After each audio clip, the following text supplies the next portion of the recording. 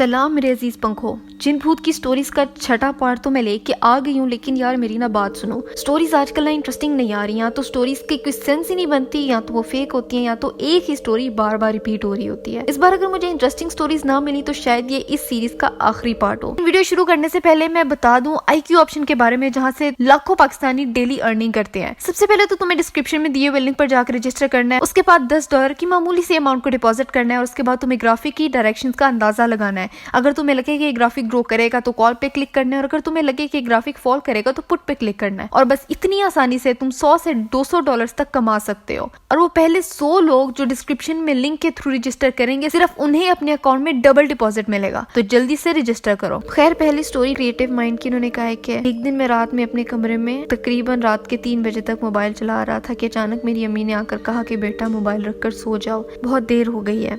मैंने देखा तो काफी टाइम हो गया था। मैंने अपना मोबाइल स्विच ऑफ करके अपने बेड के बराबर वाली टेबल पे रख दिया। मैंने बस आंखें बंद ही की थी, सोने लगा तो मुझे ख्याल आया कि मेरी अम्मी और अब्बू तो आउट ऑफ सिटी हैं। तो फिर मुझे मोबाइल रखने के लिए और सोने का कौन कह के किया है। मैं अपने कमरे से निकलकर अपने भाई के कमरे में जाकर लेट गया। उस वक्त घर में सिर्फ मैं और मेरा भाई था, और भाई मेरा बिल्कुल बराबर सो रहा था। जब मैं वहाँ लेट गया तो विस्परिंग की आवाजें मुझे कमरे के बाहर से मुसलसल आ रही थी। मैं मुंह पर चादर डाल के सो गया, और जब सुबह उठा तो भाई बेड पर नहीं था। मैं जब अपना मोबाइल लेने के लिए रूम में गया तो सारा सामान बिखरा हुआ था। मैं कमरा सेट करके एक्सरसाइज के लिए घर की छत पर गया तो भाई वहाँ चारपाई डाल के सो रहा था। मैंने उसे उठाकर पूछा कि भाई आप ऊपर कब आके सोए?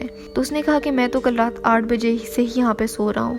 अच्छा, अब ये बड़ी अजीब बात है कि भाई आपको आपकी अम्मी नजर आती हैं और आप किसी को बताते भी नहीं हो और सो भी जाते हो आराम से। भाई मेरे साथ अगर ऐसा हो ना, मैं तो पूरे मोहल्ले को बताऊं कि देखो ये हो रहा है। बहुत हिम्मत वाले हो गए आप फॉर श्योर। अगली स्टोरी ज़याब मोहम्मद की है। उन्होंने कहा है कि मेरे दोस्त के साथ एक हादसा हुआ था। हम एक मदरसे में पढ़ते थे जो कि बड़ी हवेली के 25 हिस्से में तामीर था, और बाकी हवेली वैसे ही खंडर थी जहाँ से अक्सर रात को आवाजें आती थी। तो मेरा जो दोस्त था उसका नाम अहमद था। वो बहुत सीधा और बेवकूफ सा था। हम बाकी दोस्त अक्सर प्लान बनाते थे हवेली के बाकी हिस्सों में भी जाने का, पर कभी हिम्मत ही नहीं हुई। एक दिन रात वक्त में अहमद को हवेली की दूसरी तरफ से अकेले वापस आते देखा, और वो आके चुपचाप बिस्तर पर लेटा और सो गया। अगले दिन जब हम मदरसे में गए तो उस्ताद के सामने थे। उन्होंने एक आयत बताई और कहा कि इसे याद करो और सुनाओ। मैं ये बताता चलूं कि जो अहमद था वो एकदम निल था। अभी तो उसे 4 कुल भी नहीं हुए थे। तो अभी क्लास शुरू हुए 5 मिनट भी नहीं हुए थे कि अहमद उस्ताद जी के पास आया और सिपारा सामने रख दिया और कहने लगा, आजमाए मुझे उस्ताद जी। उस्ताद जी ने कहा कि आयत सुनाओ, और उसने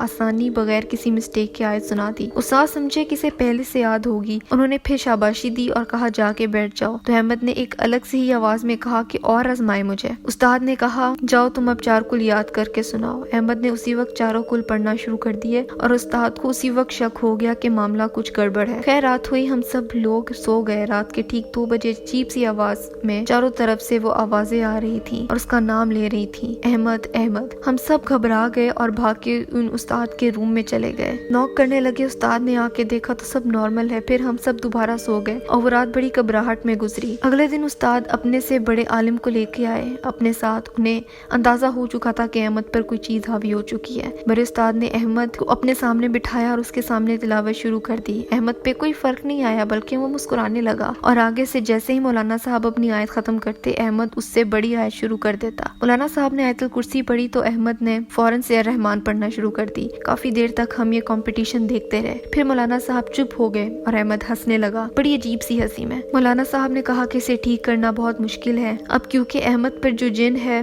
वो कोई बुरा जिन नहीं है, बल्कि हाफिजुल कुरान है, पर अहमद के लिए नुकसानदेह है। इसे ठीक करने का एक ही तरीका है, या तो अहमद को इस हवेली से कहीं दूर भेज दिया जाए, या फिर इसको वापस अपने घर भेज दो कुछ महीनों के लिए। और ऐसा ही किया गया। लेकिन जब अहमद को उस हवेली से निकालने के लिए उसके वालिदैन को बुलाया तो और जब उसे ले जाने की कोशिश करने लगे, तब अहमद का रूप बहुत खतरनाक और भयानक हो गया था। वो जिन नहीं चाहता था कि वो वहाँ से जाए, लेकिन बहुत ही मुश्किल से लेके गए।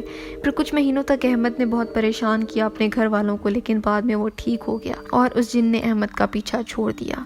ये वाकई बहुत एक इंटरेस्टिंग स्टोरी थी।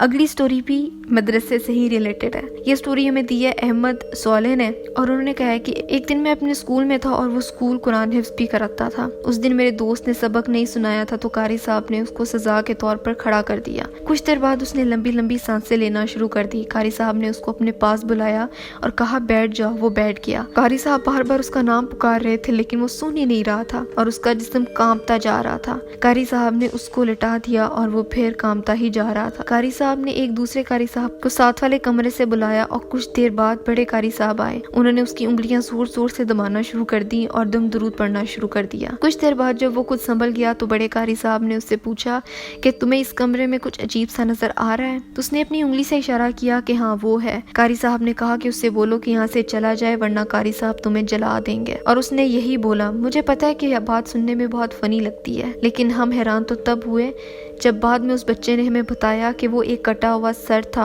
और वो बिल्कुल काला था। अगली स्टोरी हमें दी है मोहम्मद अब्दुल्ला ने। उन्होंने कहा है कि एक दफ़ा मेरे साथ भी एक ऐसा सीन हुआ था। जब मैं रात को सो रहा था तो तकरीबन 12 बजे अचानक मेरी आंख खुल गई। पहले तो मुझे कुछ समझ नहीं आया तो मैं रजाई के अंदर सर दे के सो गया। फिर से कुछ देर बाद मुझे अपने पाँव पर कोई चीज छूती हुई महसूस हुई। फिर किसी चीज ने मेरे रजाई को जोर से खींचकर जमीन पर फेंक दिया। मैं डर के उठ के बैठ गया तो देखा कि 2 ट्विंस थे। मैं उनको नहीं जानता था और वो मेरे पर जोर जोर से हंस रहे थे।